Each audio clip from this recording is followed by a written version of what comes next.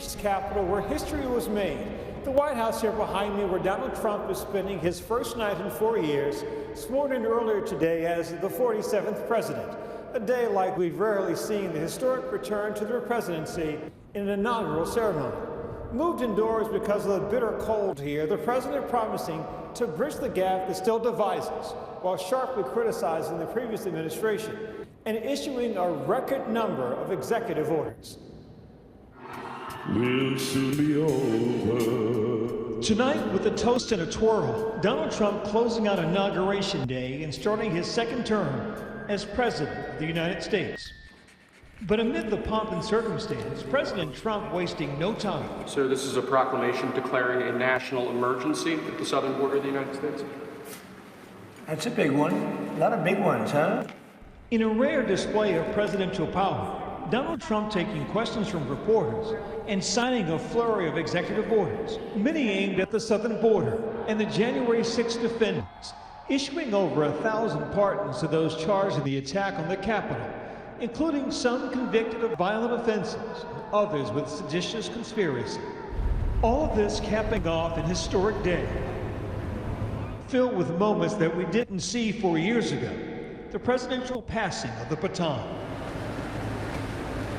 This morning, President Joe Biden and First Lady Jill Biden welcoming Donald and Melania Trump back to the... 2 weeks after January 6th itself, chose not to stick around for Joe Biden's inauguration. He was the first president in the modern era to not participate in the peaceful transition of power.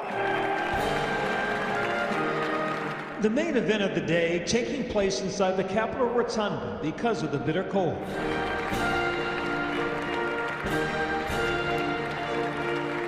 In the second row, some of the richest men in the world, including Meta's Mark Zuckerberg, Amazon's Jeff Bezos, Alphabet's Sundar Pichai, and Tesla's Elon Musk. Present arms. All former presidents and first ladies were also in attendance today, except for Michelle Obama. She felt that his searing rhetoric against Barack Obama threatened her family and the safety of her children, and couldn't bring herself to come. Chants of USA as Donald Trump took the podium. J.D. Vance was sworn in first with his wife and kids by his side. I will support and defend the Constitution of the United States. And then it was the president's turn. I, Donald John Trump, do solemnly swear. In his first speech as the 47th president, the theme was clear. America's decline is over. From this day forward, our country will flourish and be respected again all over the world. We will be the envy of every nation, and we will not allow ourselves to be taken advantage of any longer.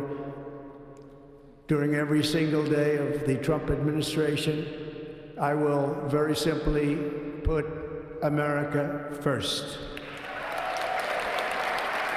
With Joe Biden just feet away, Donald Trump criticized the outgoing president and promised to roll back a number of his administration's accomplishments. We will forge a society that is colorblind and merit-based.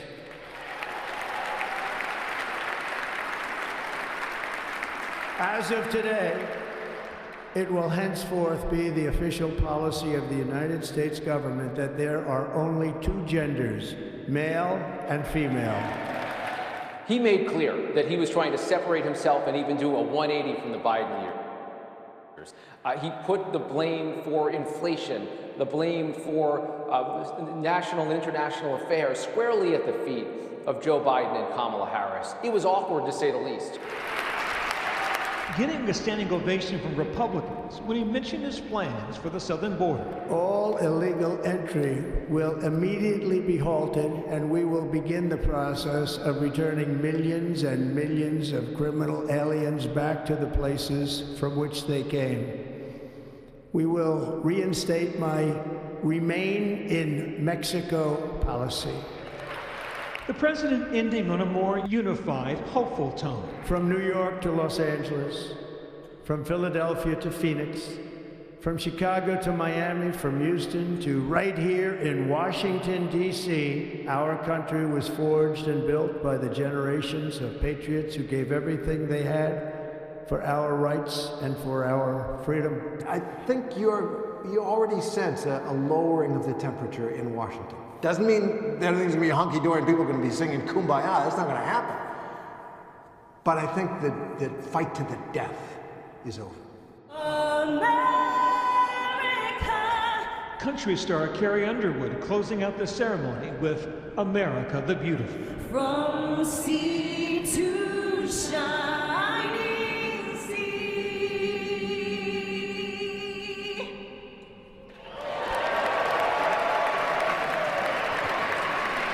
When Trump went from the rotunda and the solemnity and his speech delivered really in rather even tone for Trump. Then he walks into Emancipation Hall and it's a rally, it's a Trump rally. And he's going after his political enemies and he's trashing people, he's having sort of tossing the red meat. Why are we helping Liz Cheney? I mean, Liz Cheney is a disaster. She's a crying lunatic and crying Adam Kinzinger. He's a super crime. I never saw the guy not crying. He's always crying. That overflow room included YouTuber turned boxer Jake Paul, podcaster Theo Vaughn, and UFC champion Conor McGregor. So I decided I'm not going to make this speech complicated. I'm going to make it beautiful. I'm going to make it a unifying speech. And then when they said we have a group of people that are serious Trump fans, I said, this is the time to tell those stories. As Biden departed Joint Base Andrews, he had one final message. We've always done our best as Americans. We never, never, never give up. Never. We're leaving office. We're not leaving the fight.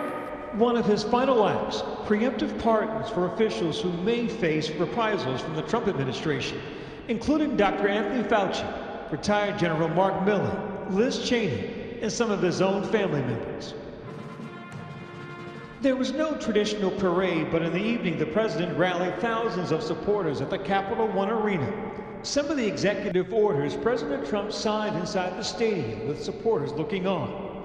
The first item that President Trump is signing is the rescission of 78 Biden-era executive actions. Beyond the border, the president taking aim at diversity, equity, and inclusion programs, and pardoning a number of Americans connected to the January 6th attack on the Capitol.